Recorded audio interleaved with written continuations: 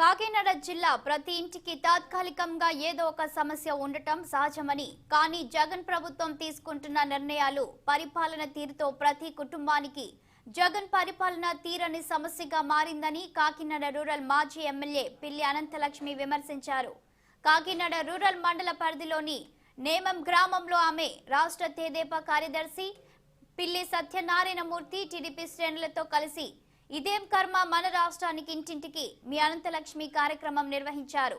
ఈ సందర్భంగా అనంతలక్ష్మి మాట్లాడుతూ జగన్ పాలనలో ప్రజలు అనేక కష్టాలు పడుతున్నారని, సంక్షేమ పథకాలు అమలు అంతంత మాత్రంగా ఉండటంతో ప్రజలు జీవనం గడవడం కష్టంగా ఉందని ఆవేదన వ్యక్తం చేశారు.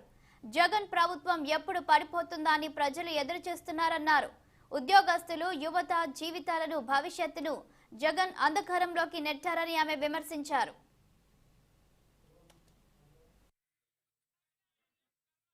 ఈరోజు కాకినాడ రూరల్ నియోజకవర్గంలో రూరల్ మండలంలో నేమం గ్రామంలో రెండో రోజు తిరుగుతూ ఉన్నాం. ముఖ్యంగా మరి నిన్నే మా నాయకుడు చంద్రబాబు నాయుడు గారు సహచర ముఖ్య నాయకులతో సంప్రదిస్తూ అతి త్వరలోనే ఎన్నికలు రాబోతూ ఉన్నాయి. ఎవరి కాళ్ళు సిద్ధంగా ఉండాలి. ఏ రోజున ఎన్నికలు వస్తాయో మనకు తెలియని పరిస్థితి. ప్రభుత్వం వాళ్ళ చేతిలో ఉంది కాబట్టి 6 నెలల్లో రావచ్చు, 8 నెలల్లో రావచ్చు అని చెప్పడం జరిగింది. దానికి తగ్గట్టుగానే కేడర్ జిల్లాల్లో, నియోజకవర్గాల్లో ఎక్కడికక్కడ సనాయత్తమై ముందుకెళ్తూ ఉన్నాం.